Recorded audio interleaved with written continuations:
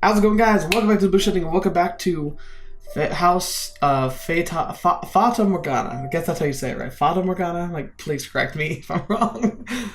And by the way, anytime I'm saying stuff wrong, remember to go to the Discord page and add a link to it in the, I got a spot for, like, where I mess stuff up, specifically Japanese translations, but I might be able to throw in some other ones, too. I'm planning on making a very funny video later on. So if you ever want to make contributions to it, just post it in the Discord. Speaking of that, so, gonna have to be a bit real with you guys here today, because as you know, I didn't post last week. I had a nasty cold, like, could barely talk, gravelly voice. I'm still kind of suffering from it. However, I've got cough drops, and so if I start having hacking fits, I'm gonna pop that in, and I'm gonna try and muscle through it, because I want to play this, I want to continue it. So, I guess we'll just jump right in. Oh, man, the music's loud, but that's fine, I think. As long as the sound effects aren't too loud, it should be fine. As long as it's configured, like if it kept the configuration, it should be good. I'm probably gonna check that real quick. But ultimately, the idea is that we've got. Yeah, I might want to turn this all down a little bit just for my own sanity. So last time we were here, white-haired girl. Turns out she does have a bit of an ulterior motive. She apparently has to do something that involves the Lord of the Manor or the heir, which would be Mell. He's taken with her, so that'll be pretty easy, whatever she wants to do. I honestly thought that everyone was just being super suspicious of her for no reason, but there seems to be something going on, so we'll see what it is. Also, by the way, I'm still kind of thinking that she's a vampire. However, someone did point out last episode that people who are naturally albino can have red eyes. I didn't know that. I knew they could get pink eyes, but like actual dark red eyes are actually, they're rarer, but they actually happen. And people who are albino have a strong sensitivity to the sunlight. Just because they have no melatonin, they can't really withstand the sun. They burn incredibly easily. They never can tan, and constant burns can be uncomfortable, painful, and also just poor for their health. So it actually makes sense. So she may not have to be a vampire. I like the idea of her being a vampire though, so we'll see what happens. But it's there's something definitely weird going on here, and definitely on the side of Mell. I think Nellie's going a little kind of off the deep end. Unfortunately, it shows she kind of is right. That's really what makes this interesting, is that she's absolutely spot on. But the reason why she believes that the white-haired girl is kind of weird is it's very illogical and has no, like, she can't really argue the point. She happened to guess right that there's something wrong with her. Alright, so let's jump in. Despite his near devastation by Nellie's news, Mell's flashing eyes continue to wander in hopes of catching sight of the girl. Yeah, Nellie said that, like, oh yeah, she's not even romantically interested in you in any way. Oh yeah, I forgot. The narrator is the woman, the maid. By now, it should be quite obvious to you what Mell was feeling. But the boy himself was having difficulty comprehending the things going through his heart. He'd never been in love before. Emotionally, he was horribly unstable, like a ship without a sail. And still, every time he spotted the white-haired girl, his heart would leap. His whole body jittered with anxiety and excitement. He never had felt anything like this before, and as such, he struggled to keep those strange emotions in check. Whenever he saw his opportunity, Mell would speak to the white-haired girl. And the days he was unable to, he either spent in secluded silence or in a distracted daze. Fetch, he's really gone off the deep end. Like, this is an incredibly strong infatuation. I would almost I hesitate to say it, but it could be a natural. But at the same time, people do get like this, but it's bad. Like, there's a point where you are throwing so much of yourself into even a potential relationship, it can drive you to do dangerous things. Like, sometimes you hear in the news about crazy people stalking their favorite actor, actresses, breaking into property, stealing their stuff. These things actually happen, and I think it comes from this type of festering. It can be very disturbing if it runs amok. There's nothing wrong with having strong feelings towards somebody. It's what you choose to do with them that can be problematic. Love is a curious thing. It has the power to change those who experience it. When he did manage to approach her, he tripped over his own tongue. Again and again he talked to her, and again he stumbled. I imagine if you were to take him to see a romance at the theater in his present state, he would cry just as much as little Nellie. We cry at tragedies because we draw parallels with our own lives. At least, that's what I think. Not entirely true. I bawled my eyes out in love. Doesn't mean I've experienced, like, watching my friends and loved ones go through such horrible, horrible things. Great tales of romance attain to true gravity, with an audience only when they are personally familiar with love. In any event, the white-haired girl was, as a result of this, visibly perturbed. She was delighted that he was being so kind to her, but confusion overpowered every other emotion. She appeared to be at a loss for what to do as he clumsily catapulted words and stares at her. But Mell did not back down, though he probably knew not what caused such fiery emotion to erupt within his breast. One's first love, in particular, tends to burn like a wildfire. That's frickin' true. Are you familiar with the sensation, Master? Oh.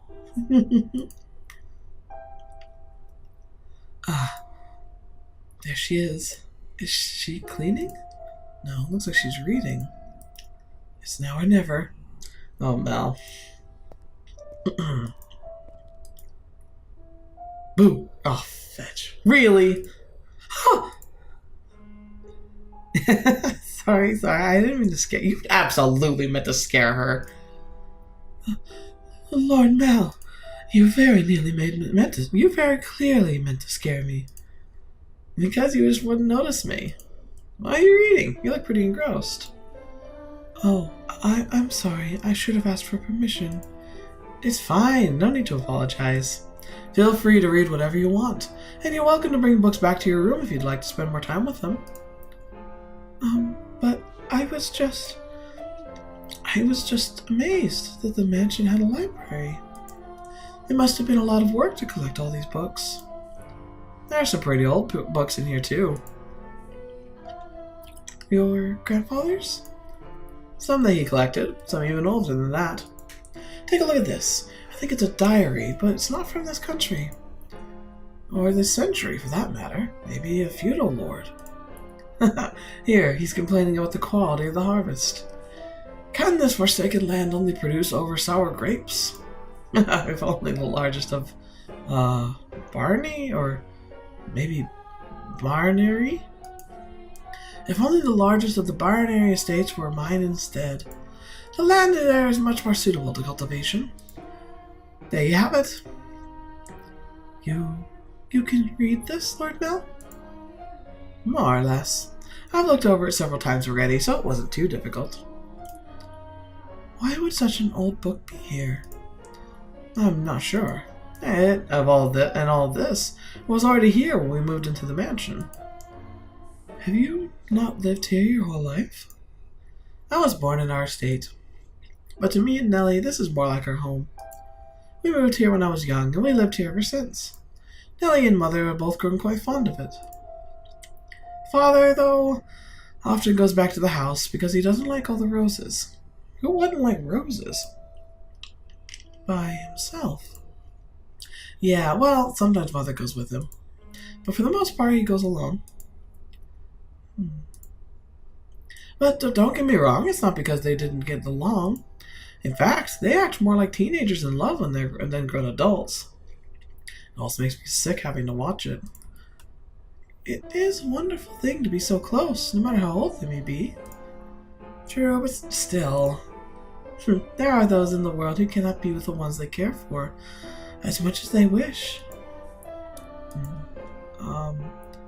I'm sorry about that. Yeah, that can imply she has someone else she loves. That's right, the book. What were you reading? I wasn't exactly reading. I do not enjoy reading lots of text, so I was looking at the pictures. Is that so? You seem very cultured, so I thought you would be partial to reading.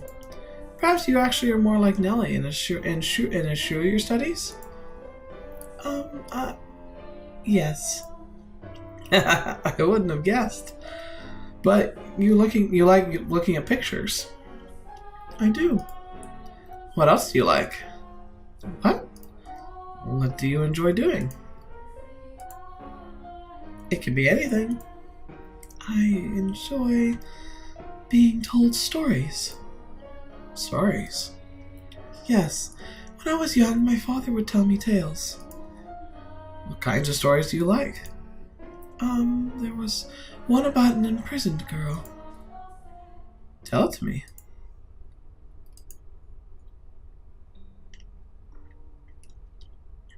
Alright, get the voice ready for this one. Once there was a girl. She was locked away in a mansion deep in the forest. A mansion with only one window. Sounds like Rapunzel. But the window sat high upon the wall, far beyond her reach. So it was always very dark inside, unlike this mansion. However, the girl did not like the outside world. There were lots of scary things out there after all. Though she may have been all alone in the mansion, she grew comfortable with the darkness in time, so she had nothing left to be afraid of. And then, am I doing a good job? You're doing fine. Keep going. What happens next? Okay. And then the girl grew up.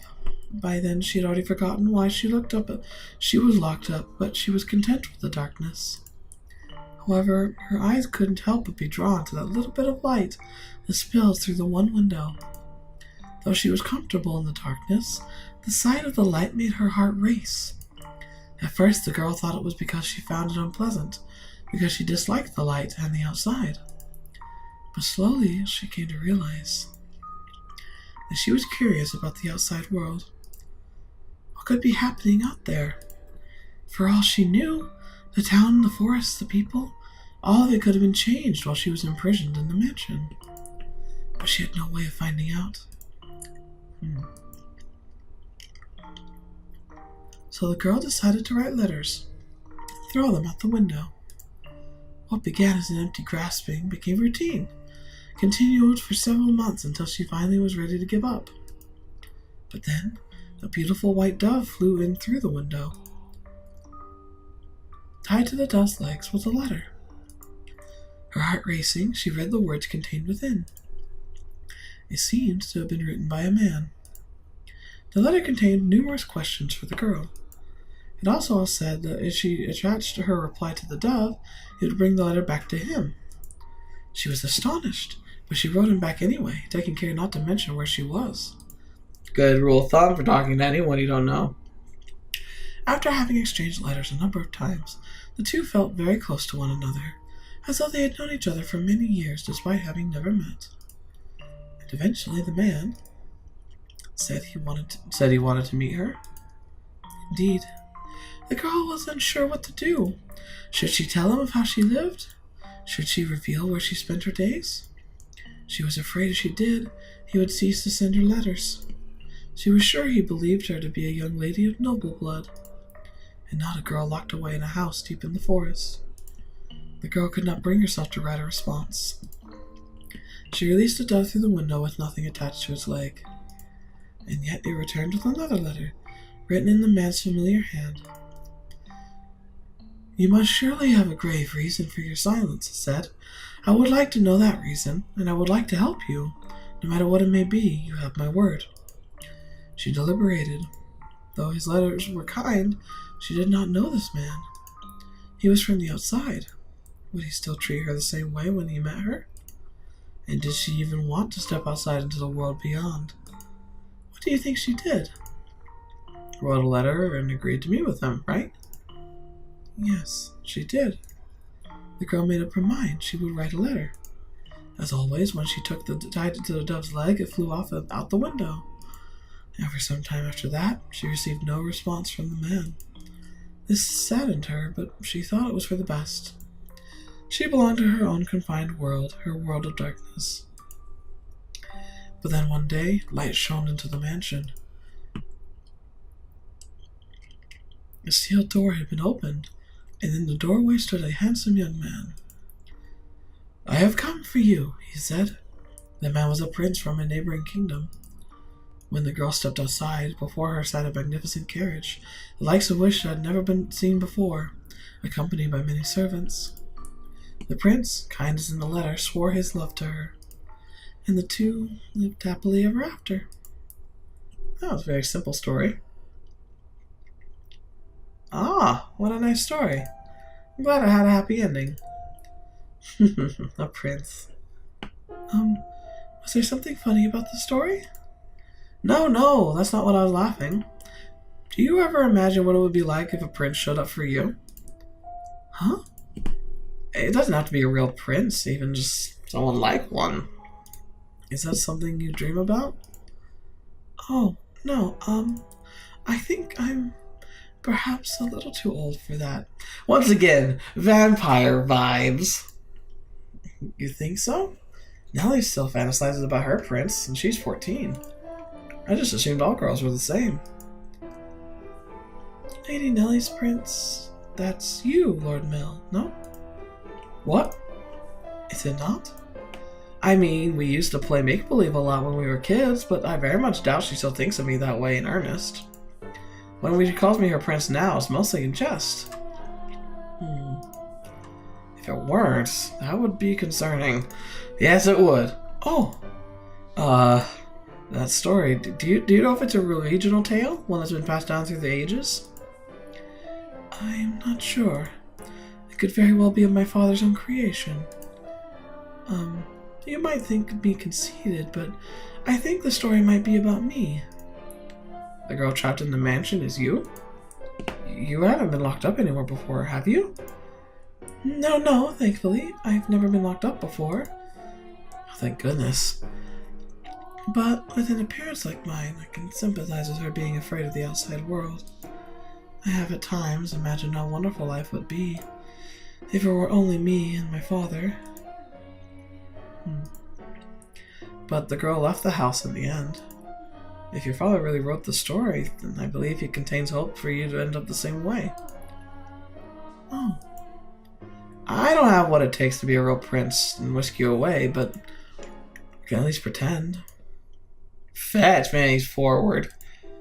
So, if it was your father's wish for you to see the outside world, then surely there's nothing wrong with you getting out and experiencing all the scenery the world has to offer.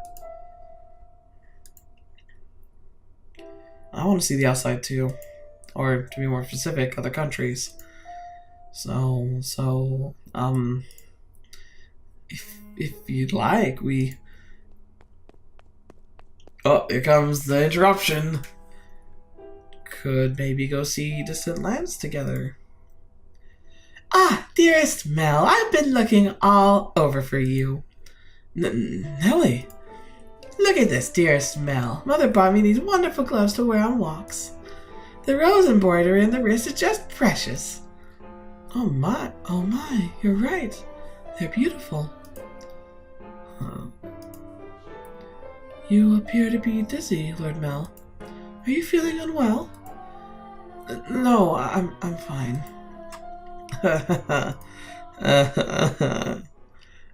Mell was feeling frustrated at his inability to convey his feelings for her, and his frustration built up over time. He developed, I suppose you could call it a severe case of lovesickness. For several consecutive nights, he had been afflicted with a peculiar sensation. Oh dear. A presence in his bedchamber. Oh dear. Death? What? Death to the unholy one. Death to the heretic.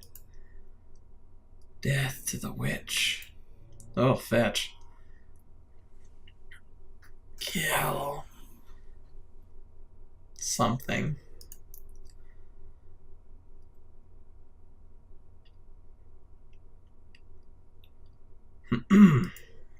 Jeez. Why, I never wanted her to die. Why was she not eating? Seal off the tower. Understood? No one finds out about this. How How can you be so calm? Don't you understand what you've done? Huh, pinning the blame on me. How nice it must be to be able to distort reality with panic. You're just as guilty as any of us. I never wanted her to die.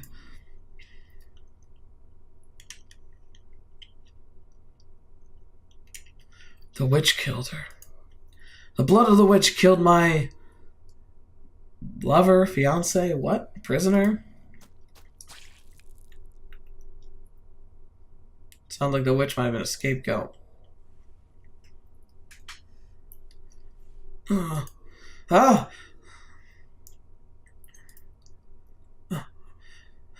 dream? What was that dream? It was horribly unsettling. I was holding someone, a girl I cared for dearly, in my arms, and she was limp. It was almost as if she were dead. I've been having a lot of really unpleasant dreams lately. I can't stop shaking. Why would I have such a dream? I feel sick. Back to sleep. But I wonder, who was that girl? I can sense someone standing behind my door. I'm hearing whispers. Is someone there? It's like they're watching me. Is it just my imagination? I can't move. What do you want? Go away. The sound is growing fainter.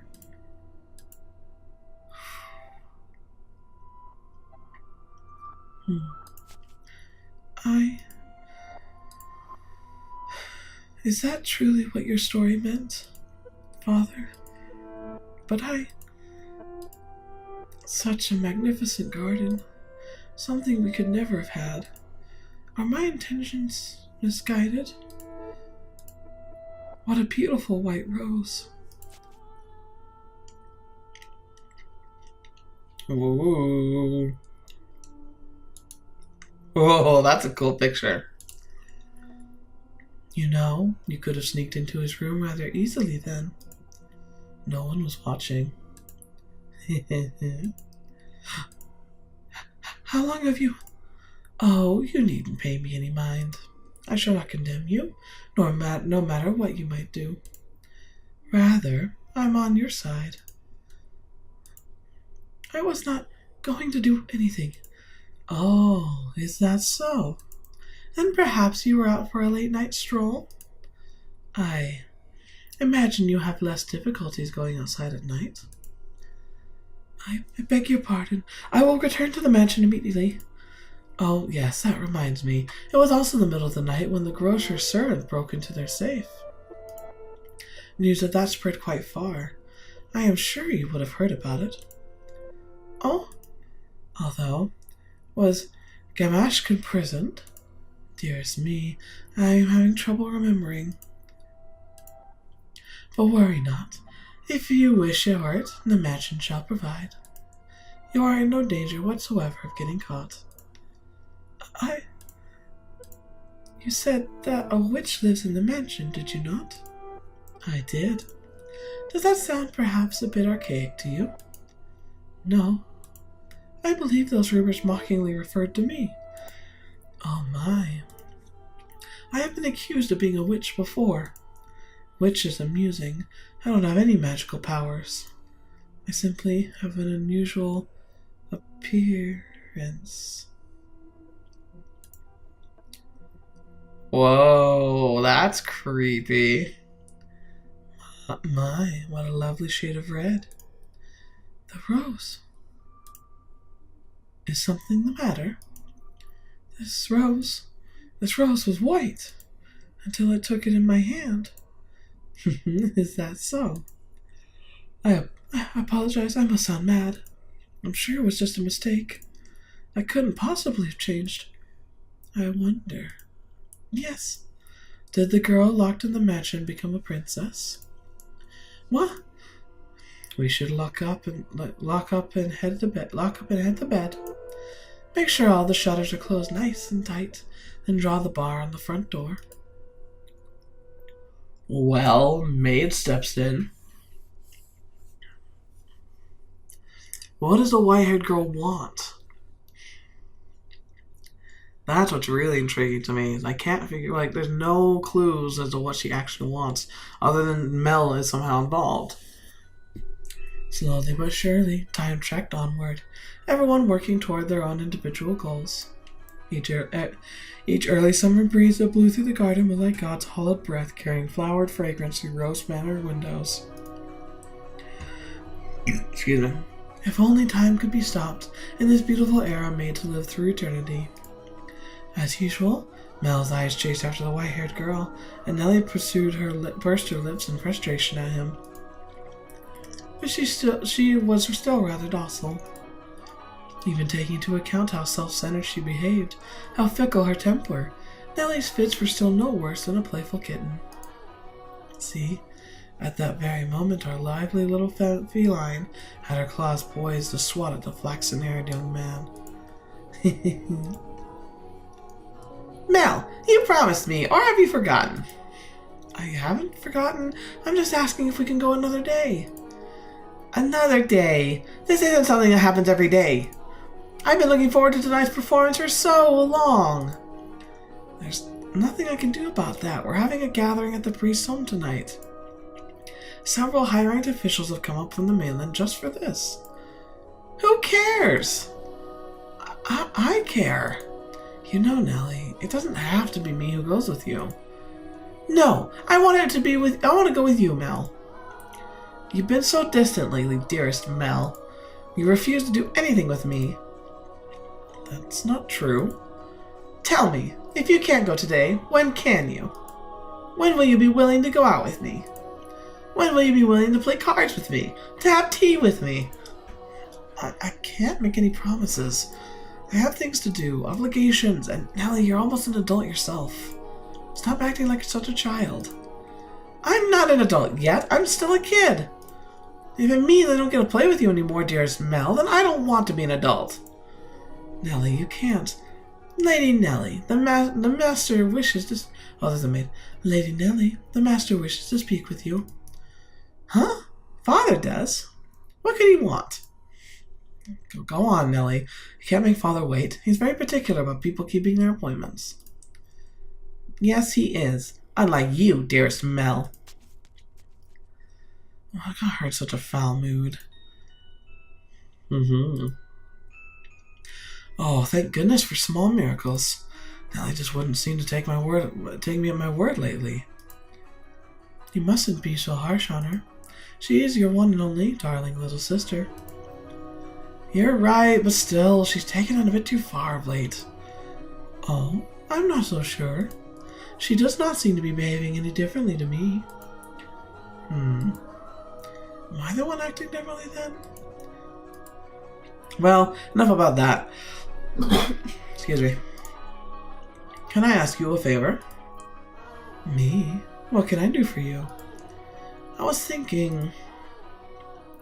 Physically, Mell was undeniably a young man, but the smirk that crossed his lips at the scheme he gave his face the sweet look of a little boy. What? Quiet, phone. Why on earth are you making a noise when you're on silent? Or perhaps that was simply part of his charm, and it was not the age disparity, but his character that made him smile. His smile so heartwarming. What did he ask of me? He shall soon find out soon enough. Set him up on a date, right? It's cloudy. And thank goodness for that too. Though it would be even better if it were even darker out. I believe the textile shop was around here. Hi there. Lord Mell, fancy meeting you here. You here? No, my voice is going. I'm sorry. Yeah, what a surprise.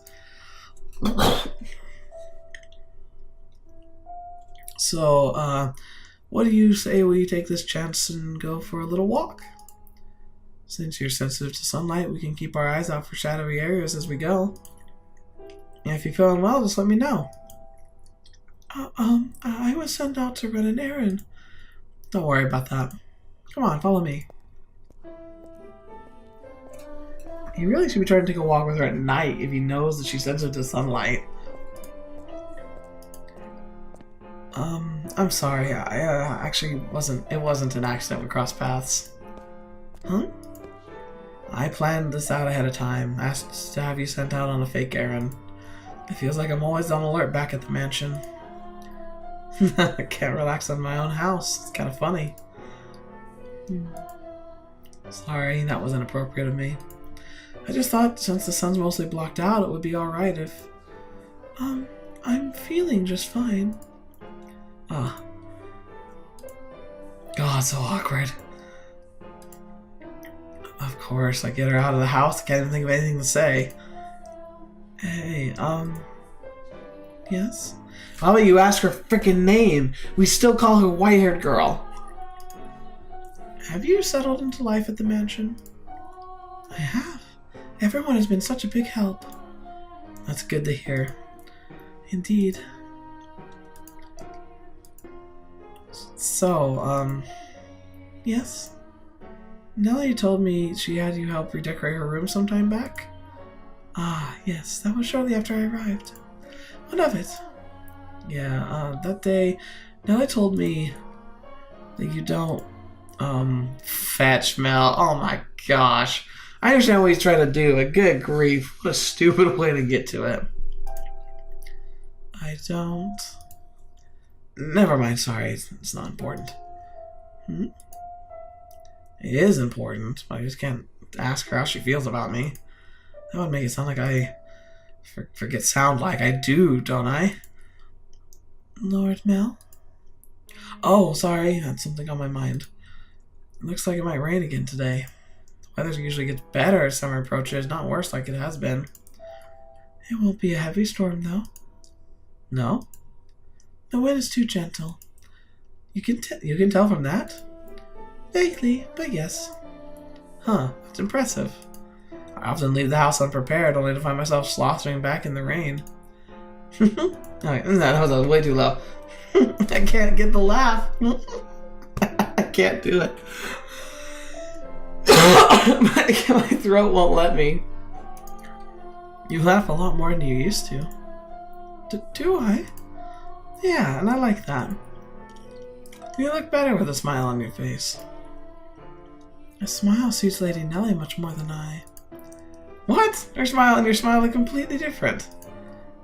Also, a smile suits you as well, Lord Mell. Do you really think so? What am I supposed to do in the face of a smile like that? So, yes? Knowing her, if I ask if I'm imposing, she'll say no without hesitation. Trying to cover myself isn't going to get me anywhere. Hold on a second. I never did give you those flowers like I promised.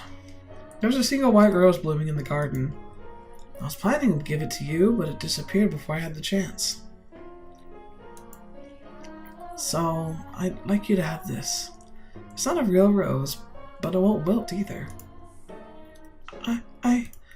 Mell was holding an ornamental white rose. It was an impressively detailed replica of the real thing, crafted by an incredibly skilled artisan's hand. Fetch, that must have cost a pretty penny. It was, I imagine, made by the same craftsman from whom Mell had ordered Nellie's birthday necklace. The young man, who had but a handful of days earlier had said he had no sweetheart, had come to commission a present for a girl. The master of the shop must have been quite surprised. Or perhaps it had given him a good laugh instead. It was for this moment that he so desperately sought the time together with the white-haired girl. I don't know what you like, so I had to base it on my sister's tastes. My apologies. I can't accept this. Is the design not to your liking? No, I just... If you're concerned about how much I paid for it, don't be. I just want you to have it, that's all. Please. Why? Are you so kind to me? Why? Because... I'm sorry, I can't accept it. A clear glint of frustrated panic was visible in her rose-red eyes.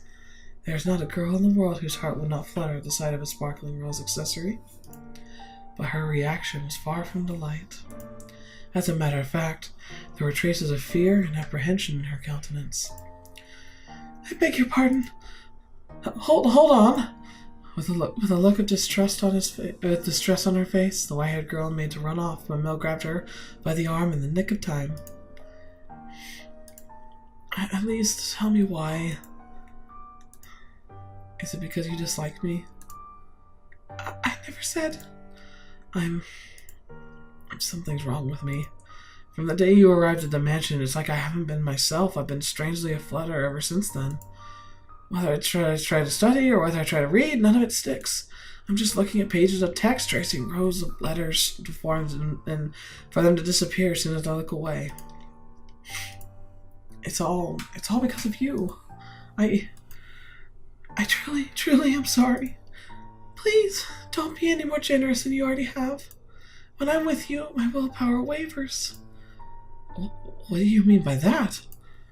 I'm so sorry.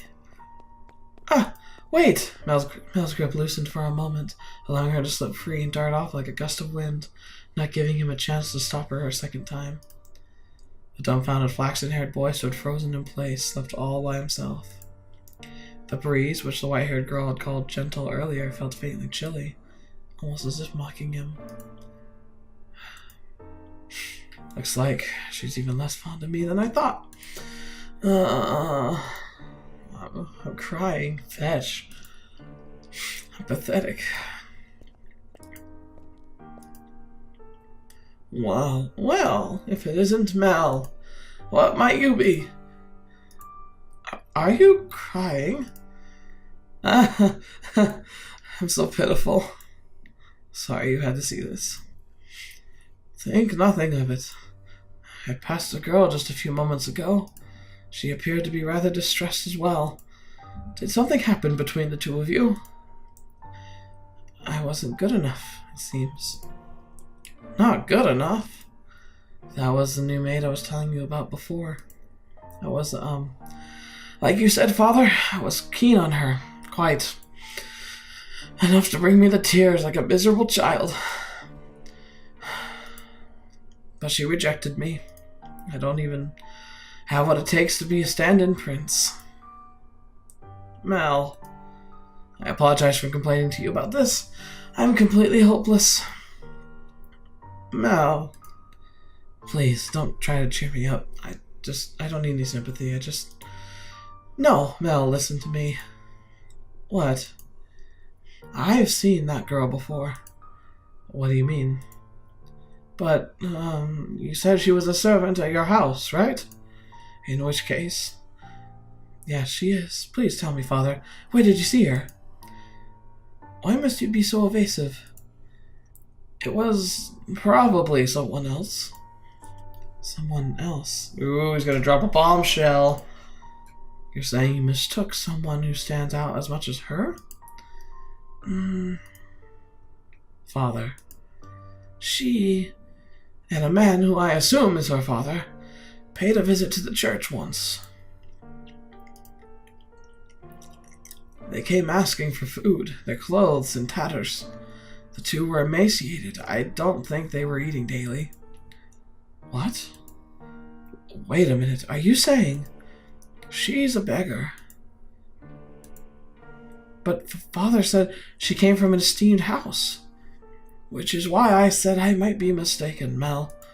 She has a singular aspect, but it is possible there's another girl who looks similar. Deep down, though, the prince surely believed the opposite.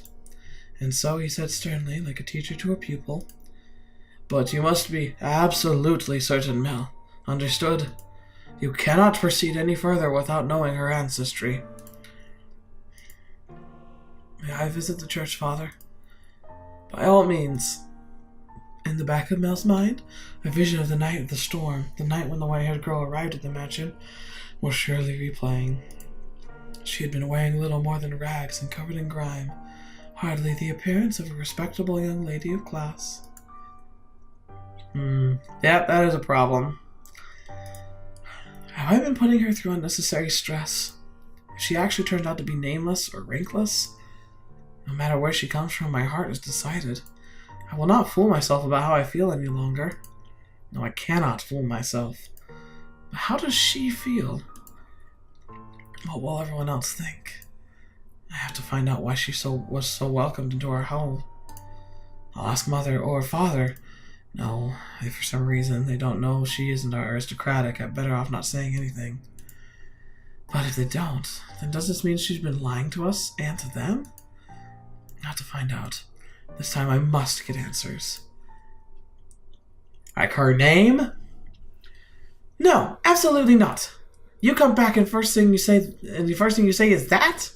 I hate you, Father. I will not stand for this. Arranged marriage, maybe? Why? Why would he just suddenly throw that on me? He didn't even ask for my opinion. No, I won't do it. I'm fine with the way things are. I'm just fine. Dearest Mell, I need your help. I don't want to get married. Yeah. Oh, being an aristocrat kind of had its downside. I mean, in the grand scheme of things, not great, but fetch, man.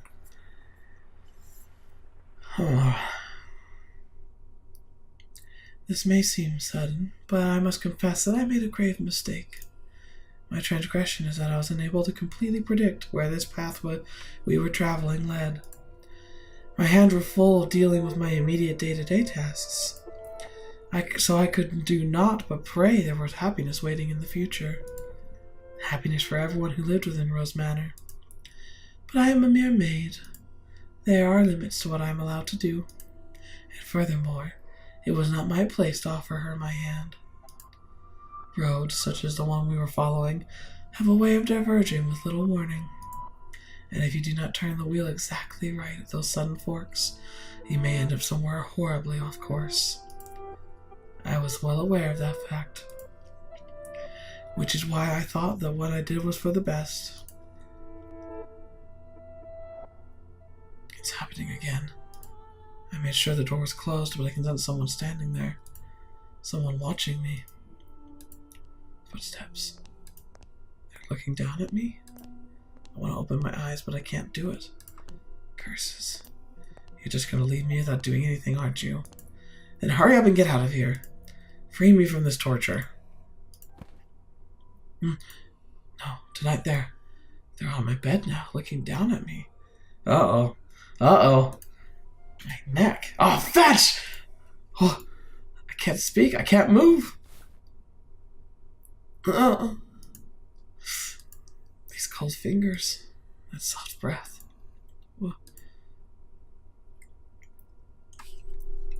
Why? I can't move my body, but that's not important right now. Oh, that's creepy.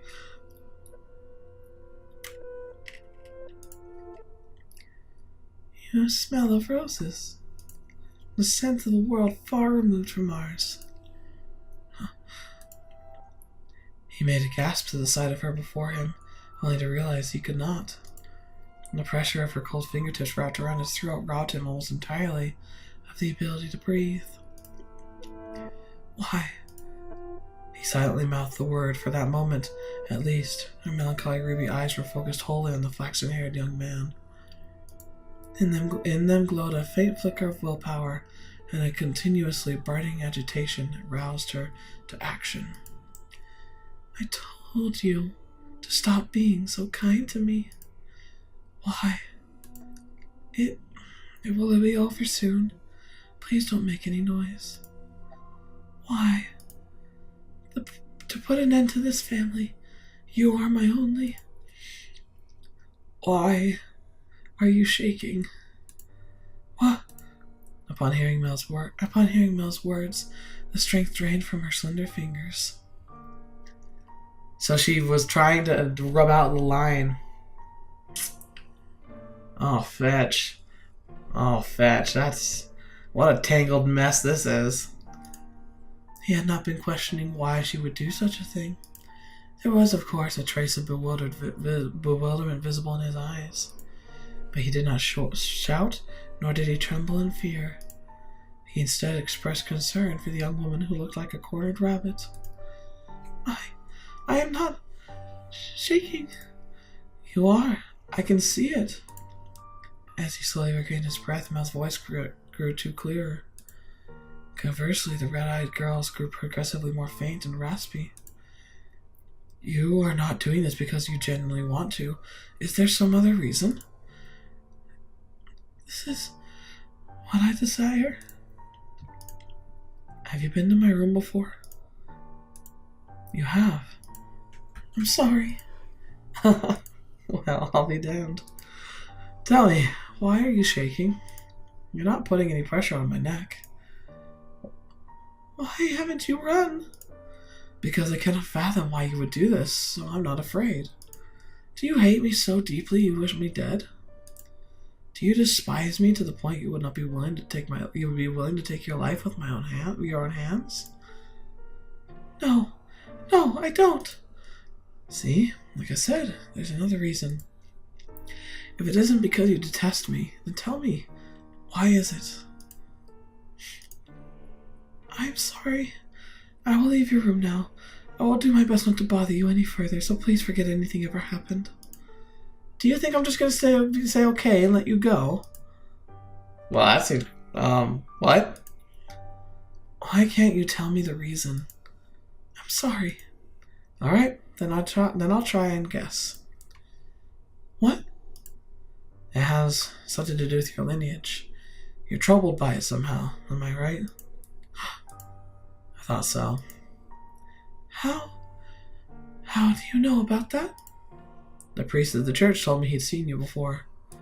He also told me a little about your origin. But that's all I know. The only difference between us is a social rank. I don't know what this would cause you to do this. Please tell me who you really are. Tell me why you came to the mansion and why Father allowed you to be a maid. I haven't said anything to Mother or Father. If you're hiding truths from them, they still don't know. But I want to.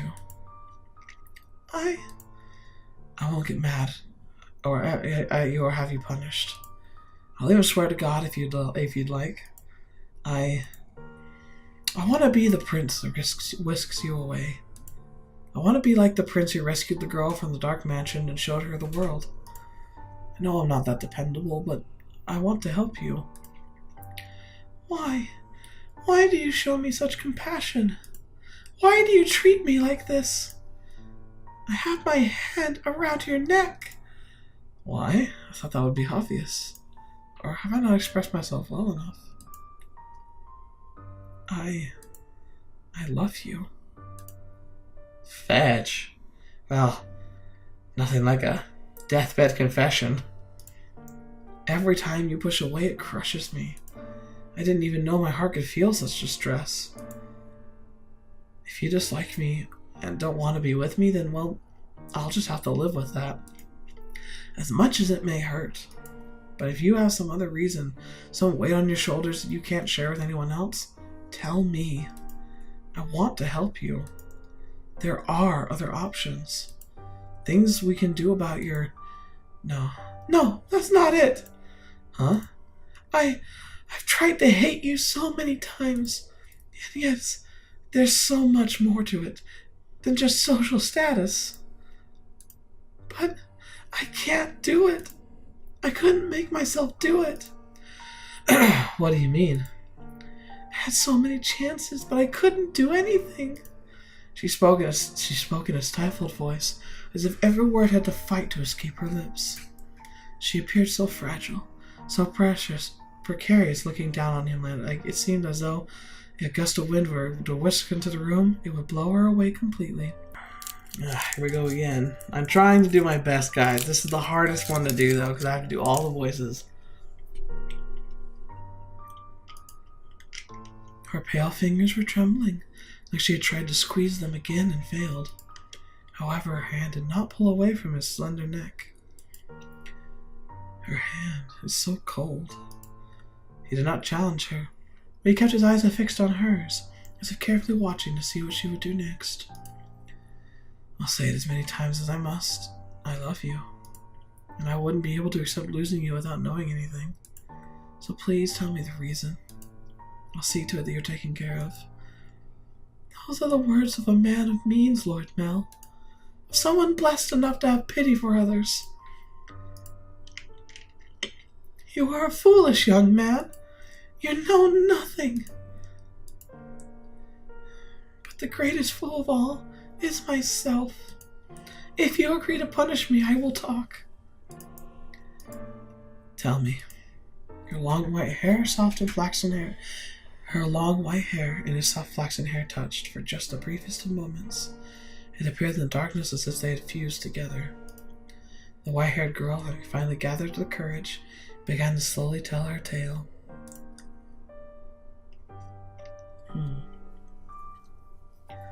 On the night of the storm, I paid a visit to Rose Manor, this mansion. My father and I were on the move, traveling across land by foot, so it was only recently that we heard rumors of Rose Manor. There are several reasons we couldn't stay in one place. First is my unusual appearance. People often find the color of my skin or eyes disconcerting, so after living in one place for long enough, unsettling rumors would begin to spread, forcing us to leave. Another reason was my father's line of work. He painted pictures for a living, but he had trouble finding a patron, so he had to work day to day. When he was no longer able to find work in a city, we would move. We were birds that migrated without a flock. When we arrived at this town, my father was exhausted and weak. That is when we learned of Rose Manor, and the family who dwelt within it. Rhodes is the name my father could never forget. He was long ago a painter in the service of the Rhodes family. Hold on. Your father was an artist here. Yes. It was before I was born, so you probably don't remember, Lord Mell. So, you knew about us before you came here. For as long as I can remember, I've known the name Rhodes. My father was chased from your house, just because they didn't like something he painted. Having failed the Rhodes family, no one else would become his patron. Just as a good reputation spreads, so does a bad one. Branded once as a failure, no one will take you in ever again. You nobles throw your parties and spread your gossip about this painter or that sculptor. The rose you tried to give me is an example of that. It was certainly crafted with skill, but the jeweler is only known because some aristocrats spoke highly of him. My father's paintings were no less skillful. His was some talent that could not be easily imitated, but no one was willing to separate the art from the artist. The Rhodes family stole everything from my father, but even thrown onto the street, his only skill was painting. That was all he could do to earn a living. What little money we had for food, he gave to me. He did anything he could to ensure my survival, even at the expense of his own well-being. My father passed away in this town.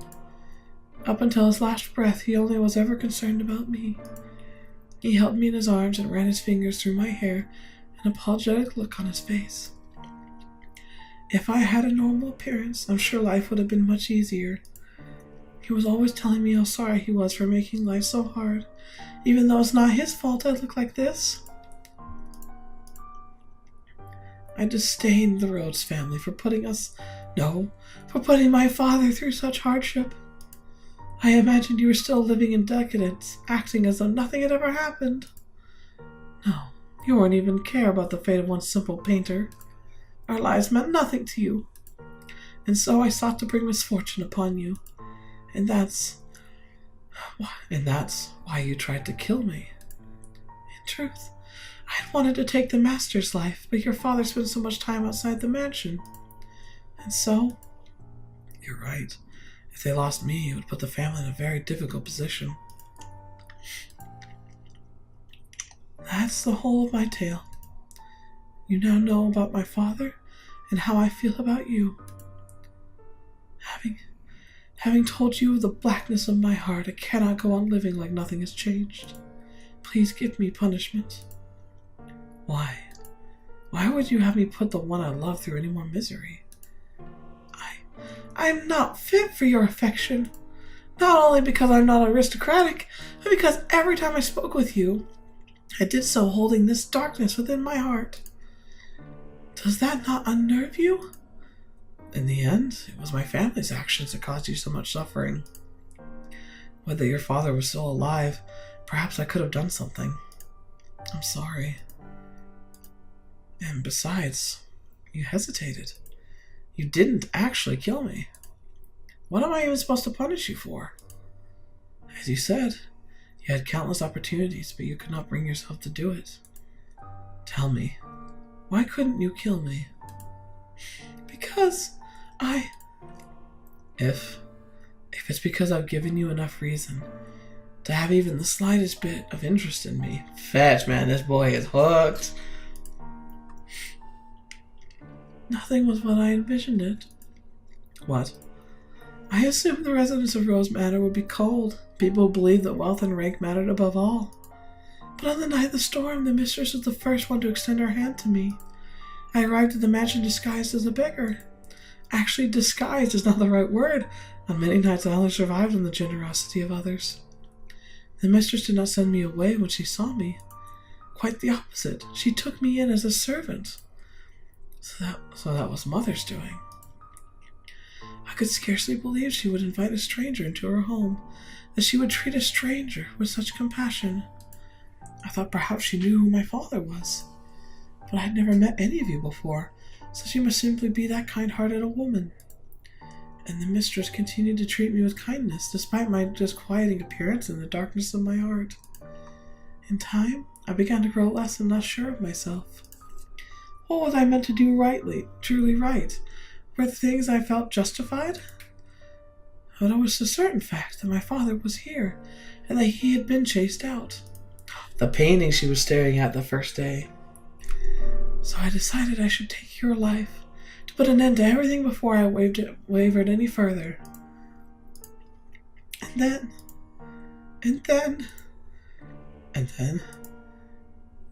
you were too kind to me.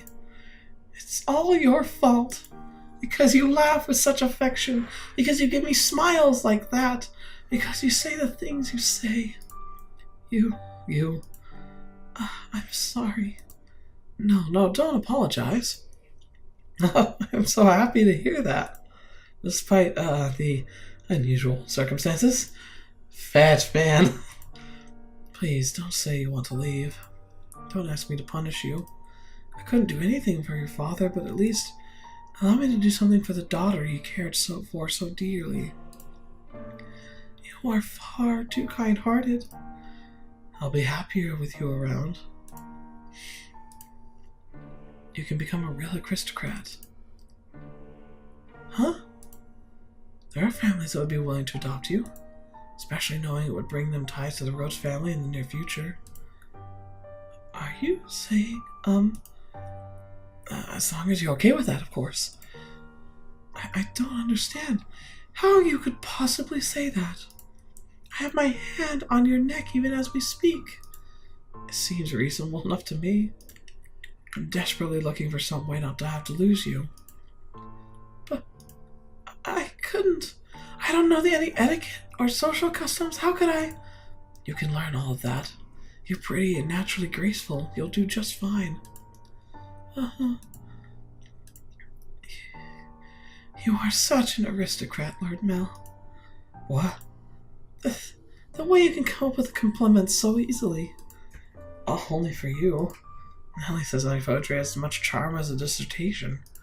I don't understand theater. It puts me to sleep. You laughed, thank goodness. He's smiling. You don't have to stop. A smile on your face is a smile on mine. No matter how dark the darkness has taken root in your heart, it can always be removed. I believe people are capable of forging their own futures. What do you say we go to the theater sometime? I promise I won't sleep through it. A little private theater. We can get seats at the far end of the second floor so we don't have to stand. They would be pretty lavish seats. It'll give you a chance to experience the noble life. But please don't be shy. I can have clothes prepared for you. I'll ask one of the maids who can keep a secret. Say the one with the black hair. She kind of scares me, though. I don't know what I'm supposed to say. How could you show such compassion for me? I tried to inflict harm upon you. Am I allowed to feel joy? For every day you suffered, a day of happiness. That's how it has to be. So stand by my side. He softly whispered the girl's name. What? He knew the name? For several long moments, her lips trembled in trepidation, but in time, she squeezed them together and made a smile. He wrapped his arms around her unbelievably slender, frail frame, holding her tight in an affectionate embrace.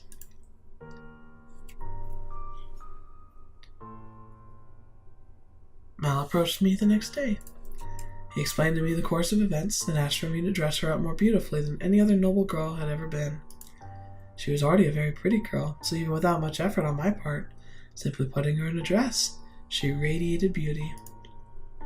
I was quite partial to her smile, so I agreed to help, thinking that if I would lead to their happiness, I could not ask for anything more. I never anticipated what would happen next, though. Perhaps my hopes were unreasonable after all. No! No, I want them to be happy! Oh, fetch! Dang it! Dang it! That was one of the most, horribly sweet things I've ever seen. Oh. It was so cute and terrifying and, fetch, man. But she is gorgeous. What a lucky guy, Mell. Hopefully. It sounds like things go south real quick, though. That's gonna suck, but I guess we'll have to save that for next time. Holy crap. Well, we got some of our answers. She's not a vampire. Though really kind of made you feel like she was a vampire, didn't it? With the whole, being, stuck in his bed, almost like he couldn't move, and then something going to his neck. It wasn't her hands, but it really, it had me going for a second. But man, whoa, makes me feel heart flutter there. I wonder if I could ever be so head over heels for somebody that I could wake up with him clearly trying to choke me and just remain so calm. That seems both amazing and kind of creepy. So I don't know if that's really healthy, but man, ooh, what a good story.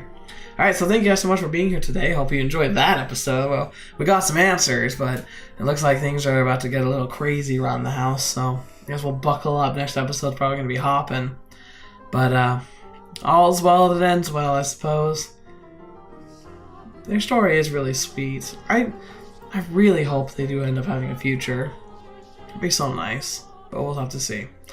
But anyway, yeah, so if you have any thoughts about anything that we covered here today or anything that we talked about, I'd love to hear them. Thank you for dealing with my voice. I'm sure it faltered in and out a little bit, but I did the best I could.